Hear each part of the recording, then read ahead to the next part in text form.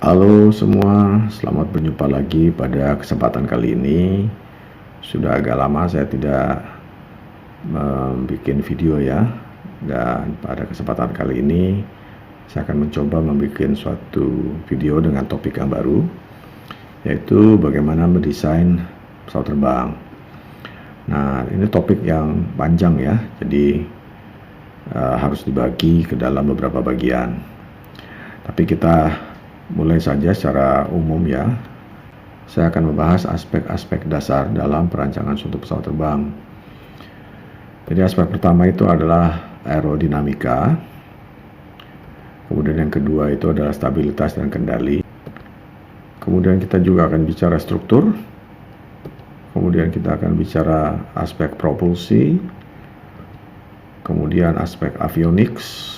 Dan yang terakhir adalah keselamatan dan kenyamanan. Inilah pembagian menurut versi saya. Tentu saja mungkin ada beberapa textbook di luar sana yang membaginya ke dalam bagian-bagian yang sedikit berbeda, tapi intinya adalah sama saja ya isinya ya. Oke, kita akan mulai aspek yang pertama, yaitu aerodinamika. Jadi bagian pertama dari video ini saya akan fokus ke aerodinamika. Dari namanya, aerodinamika ini terdiri dari dua kata ya, yaitu aero itu artinya udara, kemudian dinamika adalah pergerakan ya. Jadi ini aspek yang berkaitan dengan pergerakan udara di sekitar suatu benda. Dalam hal ini benda tersebut adalah pesawat terbang ya. Oke, kita akan lihat secara detail lagi ya. Kalau kita bicara aerodinamika, yang paling utama harus diperhatikan itu adalah apa yang disebut gaya angkat atau lift ya. Gaya angkat dari suatu pesawat terbang itu ditimbulkan atau diciptakan oleh komponen utama pesawat terbang, yaitu sayap ya. Jadi sayap ini adalah komponen yang menciptakan atau memberikan gaya angkat terhadap pesawat tersebut sehingga dia bisa terbang ya. Nah, kalau kita bicara sayap, nanti kita akan juga melihat apa yang disebut aspek rasio. Kita akan melihat apa yang disebut angle of attack, dan kita akan melihat komponen pesawat yang penting juga, yaitu yang disebut flap. Selain gaya angkat, kita juga akan melihat gaya hambat, yaitu resistansi dari udara. Dan gaya hambat pada suatu pesawat terbang itu utamanya disebabkan oleh fuselage atau bodi dari pesawat itu. Kemudian kita juga akan melihat bagaimana mengoptimalkan rasio L per D atau lift per drag. Ini adalah rasio antara gaya angkat terhadap gaya hambat ya. Kemudian kita akan melihat apa yang disebut gaya samping atau side force. Ini sebetulnya bukan gaya utama yang dialami oleh pesawat terbang, tapi menjadi sangat penting pada kondisi-kondisi tertentu dalam suatu penerbangan. Oke, kita akan melihat lebih detail lagi tentang sayap. Jadi kalau kita lihat sayap pada suatu pesawat terbang, kita bayangkan kita mengiris sayap itu ke arah sini ya, ke arah kita lihat bentuk penampangnya. Bentuk penampangnya itu memiliki bentuk umum seperti ini ya. Nah, ini yang disebut airfoil. Ya, airfoil section itu intinya adalah bentuk penampang dari sayap. Nah, ada banyak sekali jenis airfoil ya. Yang saya tahu itu ada ratusan ya.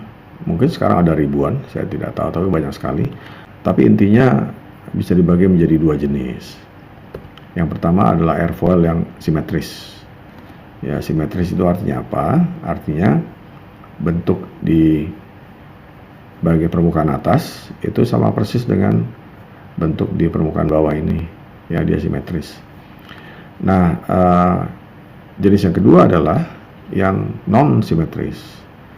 Jadi non simetris itu kalau kita lihat lengkungan permukaan atasnya ini berbeda dengan lengkungan permukaan bawah ya. Nah, ini menyebabkan udara mengalir juga secara tidak simetris ya. Dan itu penting dalam menciptakan suatu gaya angkat yang nanti akan kita lihat juga. Nah, selain airfoil, faktor penting lainnya dalam mendesain suatu sayap pesawat itu adalah yang disebut wing platform. Wing platform ini adalah sebetulnya adalah bentuk dari sayap itu sendiri, jadi sayap 3 dimensi. Kalau dilihat dari atas atau dari bawah pesawat terbangnya, jadi tentu saja ada banyak variasi platform dari suatu sayap, tapi saya akan tunjukkan 3 yang utama aja ya, karena yang lain-lainnya itu biasanya sudah masuk ke dalam salah satu dari yang 3 ini ya. Yang pertama adalah rectangular platform atau wing platform berbentuk rectangular. Ini bentuknya kotak ya, persegi panjang. Jadi ini sayapnya dan ini adalah badan dari pesawat itu. Yang kedua adalah yang disebut swept back atau sayap yang miring ke belakang ya. Swept back itu kalau dalam bahasa Indonesia mungkin yang menyapu ke belakang ya. Nah, ini kita lihat bahwa sayap ini memiliki sudut ya, seperti ini yang ke belakang. Kalau sayap rektangular dipakai untuk pesawat-pesawat yang terbang pada kecepatan yang rendah, sedangkan yang swept back ini dipakai pada pesawat-pesawat yang terbang dengan kecepatan yang lebih tinggi biasanya ya.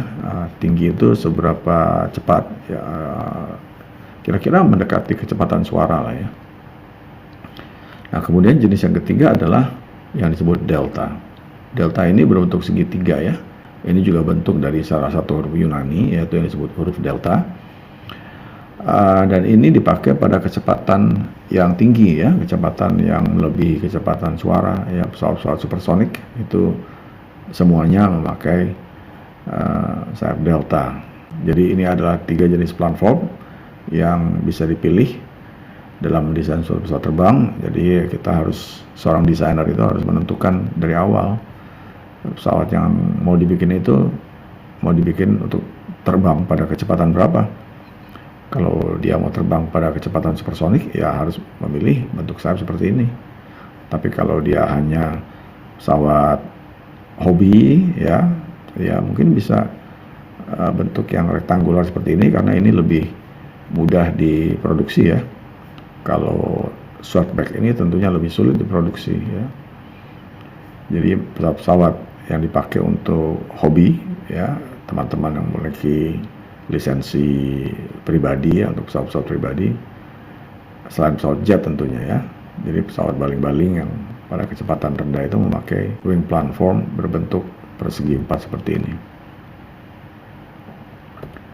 Nah, faktor lain yang dipertimbangkan ketika mendesain suatu sayap pesawat terbang itu adalah yang disebut aspek rasio. Nah, apakah aspek rasio itu? Jadi kalau ini ada sayap pesawat terbang ya, yang arsiran berwarna merah ini adalah luas area dari sayap itu sendiri. Nah, sayap itu sendiri sebetulnya cuma satu ya. Jadi sayap pesawat terbang itu cuma satu. Salah kaprah kalau menyebut ada 2. Kadang-kadang orang menyebutnya 2 karena ada sayap kiri, sayap kanan. Nah, itu kurang tepat ya. Sebetulnya sayap pesawat itu cuma satu. Cuma dia terbelah menjadi 2 karena ada fuselage-nya ini di tengah-tengahnya ya. Nah, jadi dalam menghitung suatu luas area sayap itu harus juga memasukkan area yang di tengah-tengah ini. Nah, kemudian ada lebar dari sayap ya. Lebar dari sayap ini yang disebut wingspan dengan huruf B ini. Nah, aspek rasio itu adalah B kuadrat dibagi dengan A ya. Jadi lebar sayap kuadrat dibagi dengan luas area dari sayap itu sendiri. Nah, ini kita akan lihat contoh ya. Ini 2 pesawat yang 2 jenis pesawat yang berbeda, tapi dengan wing area atau luas sayap itu yang kira-kira sama ya. Jadi luas sayap ini itu kira-kira sama dengan luas sayap ini. Tapi yang pertama ini adalah suatu glider ya. Dia lebarnya itu lebih panjang ya. Jadi ini namanya rentang pesawat ya, atau wingspan itu lebih panjang. Nah, sehingga menyebabkan dia lebih ramping ya. Nah, sedangkan yang di sebelah kanan ini adalah wingspan-nya tidak terlalu panjang atau cenderung pendek. Tapi karena memiliki luas area yang sama, jadi dia bisa sedikit lebih gendut gitu ya, sayapnya bisa lebih lebar. Walaupun luas area sayapnya sama, tapi aspek rasionya berbeda.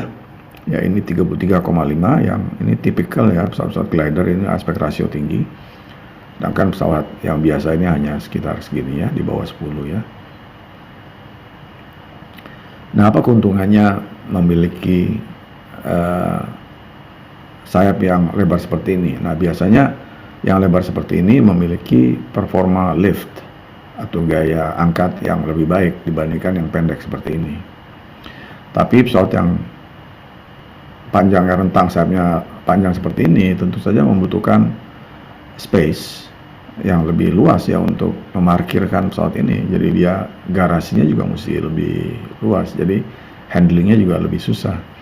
Sedangkan pesawat yang rentang sayapnya tidak panjang seperti ini, dia tidak memakan tempat ya, dan dia cenderung juga lebih kuat karena dia lebih pendek, kokoh. Sedangkan kalau yang panjang ini biasanya dia gampang melentur ya, makin panjang dia makin gampang melentur.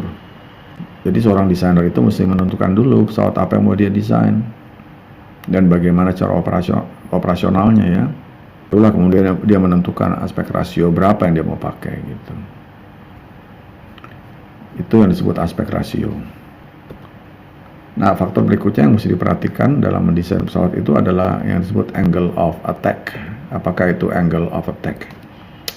Wah, secara sederhananya, angle of attack itu adalah sudut perbedaan antara arah angin terhadap orientasi dari sayap itu sendiri. Jadi sudut inilah yang disebut angle of attack ya. Jadi makin besar angle of attack, gaya angkatnya juga makin besar. Tapi juga gaya hambatnya juga makin besar. Nah, jadi angle of attack mana yang mesti dipilih?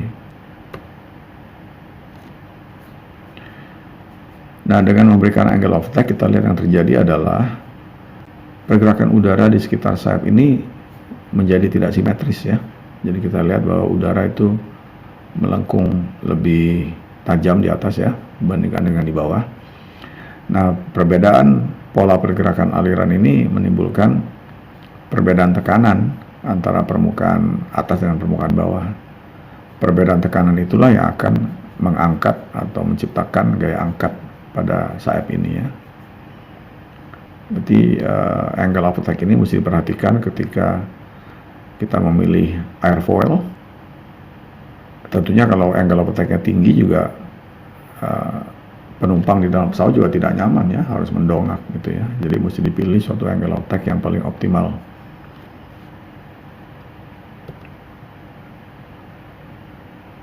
Nah, komponen penting lain yang ada di sayap itu ada yang disebut dengan flap ya.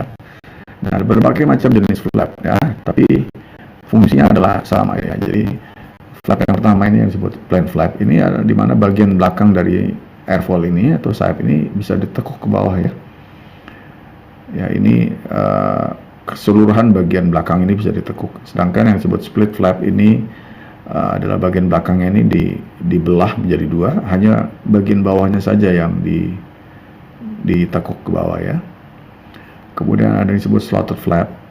Ini mirip dengan plain flap tapi ada celah antara bagian depan dengan bagian belakang. Nah, lewat celah ini udara bisa sedikit mungkin bocor atau mengalir di belakang ya. Kemudian ada juga follower flap. Follower flap ini mirip dengan split flap, tapi selain bisa ditekuk, dia juga bisa digeser ke belakang. Ya, jadi dia digeser ke belakang dulu, baru dia ditekuk ke bawah. Nah, ini keuntungannya apa? Keuntungannya adalah airfoil ini menjadi lebih panjang, sehingga bisa memberikan gaya angkat yang lebih besar. Kemudian ada yang disebut double slotted follower flap. Jadi dia mirip seperti, ya mungkin kombinasi antara slotted flap dengan follower flap. Ya, di mana dia digeser ke belakang, kemudian ditekuk, tapi selain itu juga diberikan celah ya. Di sini double slotted, jadi celahnya ada dua di sini ya. Nah, ada banyak jenis flap ya. Jadi intinya itu tapi cuman satu, yaitu bagaimana meningkatkan camber. Camber itu adalah lengkungan sayap ya. Lengkungan sayap. Jadi lengkungan sayap itulah yang menciptakan gaya angkat sebetulnya. Nah, ini dengan menekuk sayap ini ke bawah, ya, dia bisa membuat lengkungan yang lebih melengkung lah ya.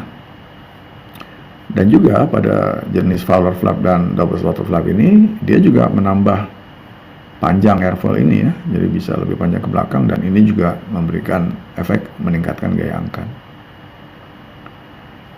Nah ini flap ini kapan dipakai? Ya, ini dipakai ketika pesawat itu take off untuk memberikan gaya angkat yang lebih sehingga dia bisa take off lebih cepat, atau ketika dia mau mendarat ya, mendarat jadi tekuk ke bawah supaya pesawat itu bisa menjaga gaya angkatnya tapi juga bisa menurunkan kecepatannya ya, karena untuk mendarat kan butuh kecepatan yang rendah kan. Jadi untuk mengkompensasi kecepatan yang rendah itu dia harus menekuk flapnya sehingga gaya angkatnya itu terkontrol, tidak turun mendadak ya, tapi bisa terkontrol turun perlahan-lahan gitu ya. Oke, setelah kita bicara gaya angkat, kita harus bicara juga yang disebut gaya hambat. Gaya hambat ini adalah resistansi dari udara. Jadi kalau suatu benda atau pesawat dalam hal ini dia terbang, tentu dia bergesekan dengan partikel udara ya.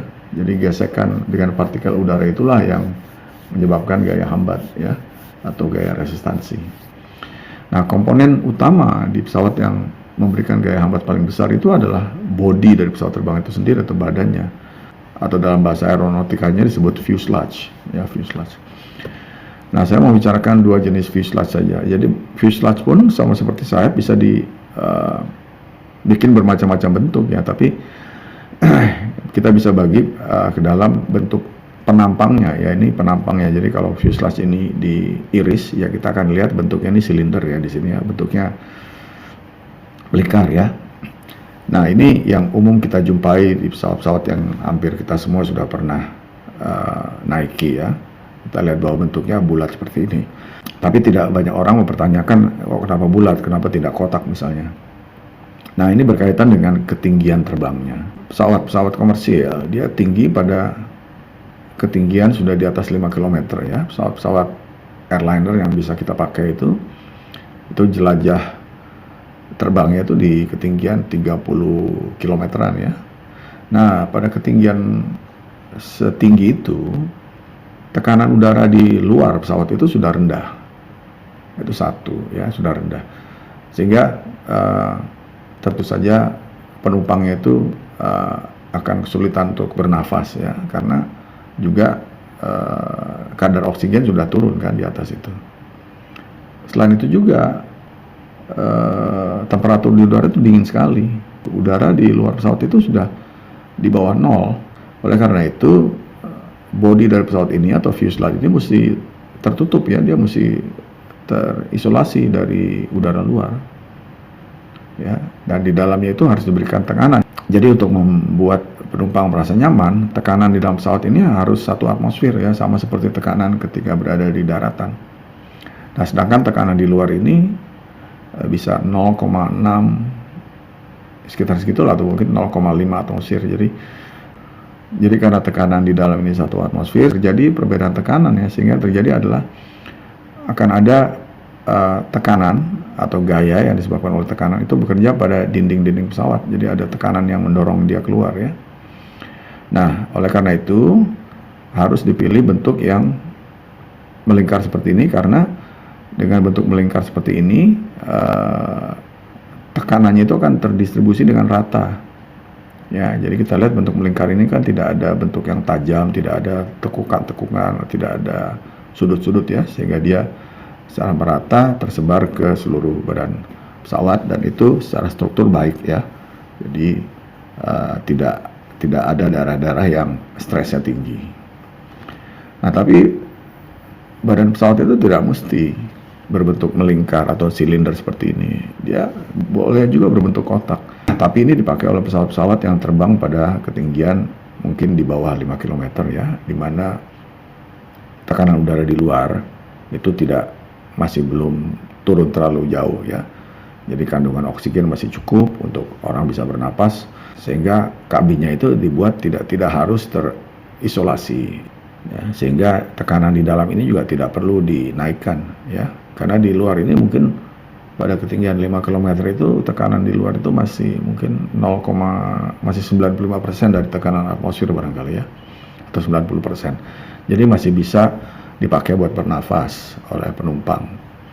Nah, karena dia tidak perlu bertekanan, sehingga bisa dipilih bentuk kotak seperti ini ya, karena bentuk kotak ini tentunya lebih mudah dibuat ya. Kita kalau bentuk bulat seperti ini lebih susah dibikin ya. Sedangkan kalau kotak seperti ini lebih mudah, jadi lebih memudahkan dalam perancangan strukturnya.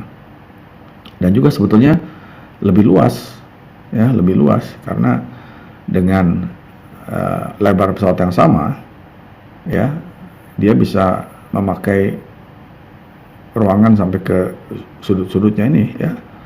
Sementara bentuk melingkar seperti ini ya, tentunya di sudut-sudutnya ini terkikis ya. Kita bisa lihat saja bahwa bentuk yang kotak ini memiliki luas yang lebih besar ya dibandingkan bentuk melingkar seperti ini. Nah, bentuk silinder seperti ini memiliki gaya hambat yang lebih rendah ya dibandingkan yang bentuk kotak seperti ini, karena bentuk kotak seperti ini ada permukaan atau tekukan-tekukan yang membuat dia tidak mulus ya. Dan tekukan-tekukan yang tajam ini biasanya memberikan gaya hambat yang lebih tinggi. Jadi kita lihat ada plus dan minusnya ya. Dari segi struktur pembuatan ini tentunya lebih mudah, tapi dari struktur performance tentunya bentuk silinder ini lebih unggul ya.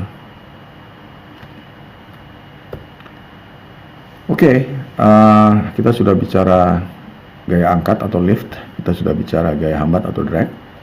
Nah, seorang desainer pesawat terbang itu harus mengetahui di mana rasio perbandingan antara lift dan drag itu yang paling optimal ya. Nah, kita lihat bahwa ini salah satu grafik saja ya. Di sumbu horizontal ini adalah angle of attack, sedangkan di sumbu vertikal ini adalah L per D ya, atau rasio L per D.